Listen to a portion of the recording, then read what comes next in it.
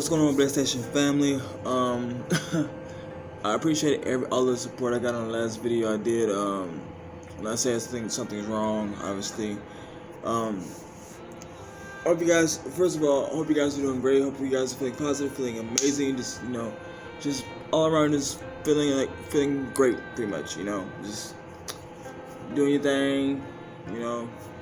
Not overthinking stuff like I usually do sometimes.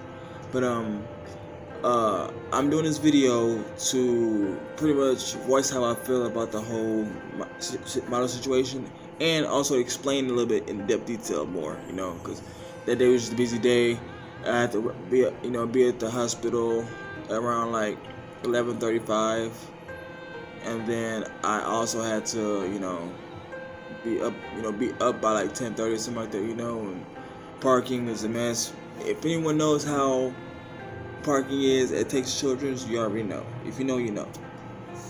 But basically, I want to explain what his doctor said to me, because I couldn't record at the time, because I had to do with Milo.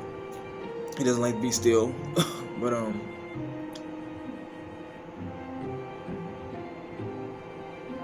it's hard to talk about. And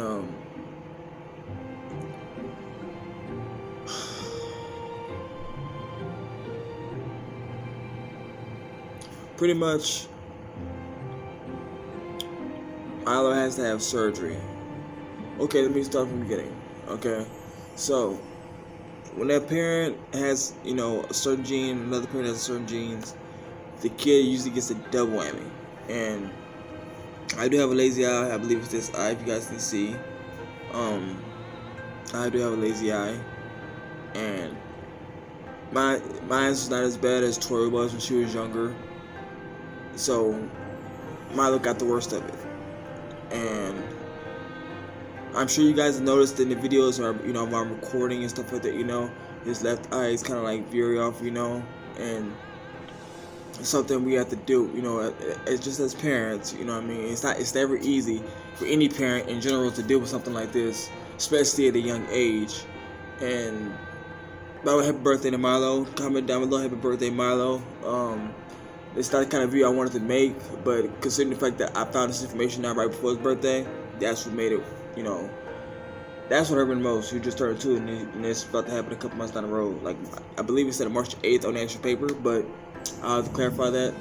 But pretty much, guys, what they're gonna have to do is pretty much what's going on with Milo is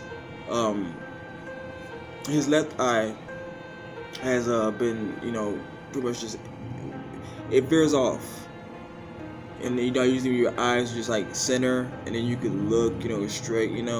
Well, Milo's eye, he looks up, and then like his eye would just veer off, like it's trying to look a certain way and it won't.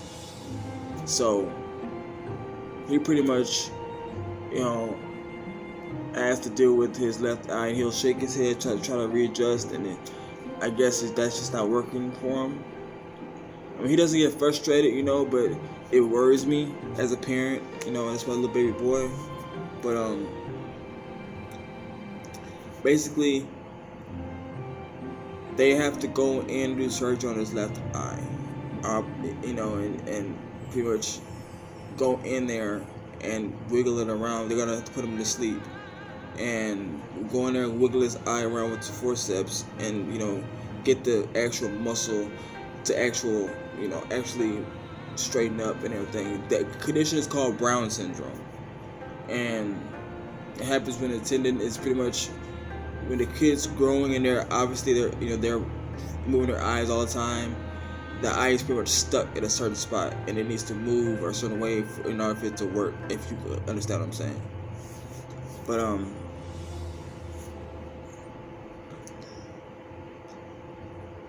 Milo is 2 years old today, and the surgery is gonna happen in a month and a half, and it's, I know reality hasn't hit me yet, because but it's still it's my baby boy, and it's hard to know that he's, got to deal with this at a very young age. And all I could do as a parent is be positive and think the best of the situation, and know that he's gonna come out better than he did before, because they pretty much told me, which is actually a great thing, that it's better to deal with it now than to deal with it later on down the road, and then he might end up completely blind. And I don't want him to go through school, being completely blind and not being able to see completely, But I thought I would love him any less. I would not love my son any less. My son is everything, and family is everything. And since my little boy got here, I've just been my go-get attitude has been from down here to up here. I'm not saying I didn't care when I was when I was fatherless, pretty much. Not fatherless, but when I was kidless. But kids give you a chance to be better than be your best selves. And I say that because a lot of parents don't think like that. A lot of people who are parents do not think like that, and a lot of just adults in general do not think like that about kids. Some adults don't even want kids. Some adults don't even like kids. They can't stand kids, which I don't understand why. You get to watch someone so small grow up to be big, and you did that. But I pretty much say that to say this. It's pretty much how I feel about the situation.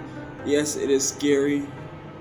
Yes, I don't know how to feel about it. I still have mixed emotions, and it's really hard to know that he's got to go through this, wear iPad and stuff like that, and I just trust and believe in God that God's got us. God's got him, and you keep God first, everything else will fall into place. But that being said, I just wanted to give you guys a little rundown of what he has and what he's been dealing with and what we're dealing with, because I know I didn't give very much detail, or I didn't elaborate much in the last video I posted, and I want to do that this time. So with that being said, I hope you guys had a blessed day, a blessed week so far, and I really appreciate every single one of you guys. I really do. You guys have no idea how much you guys mean to me. 4 years ago, almost, I didn't know what this would turn into, and it turned into something magnificent. And I really do appreciate all you guys' support, all you guys' love, liking the videos, commenting down, if you just to know that you guys are watching, and not only that, just to know that you guys are there. It makes me feel really good that I'm actually touching someone's life, and inspiring, and not only that, but just being a positive motivation, because all I want to do is inspire and motivate. That's all I want to do, inspire and motivate. Just let you know that the only person that matters in life is God. Keep God first, everything else will fall into place. But with that being said, I'm gonna stop rambling. So that's the rundown. I will keep you guys updated about what's going on. His surgery is sometime in March 8th. That's what's on the paper, but we'll find out soon enough when the doctor calls me. With that being said, stay positive, stay blessed. Ever forget, even in the face of adversity, even when things are not as good as you want them to be, just trust and believe that God's got a plan, and trust the process. And always keep your head up. It's gonna be alright. Alright? I'm out. Peace.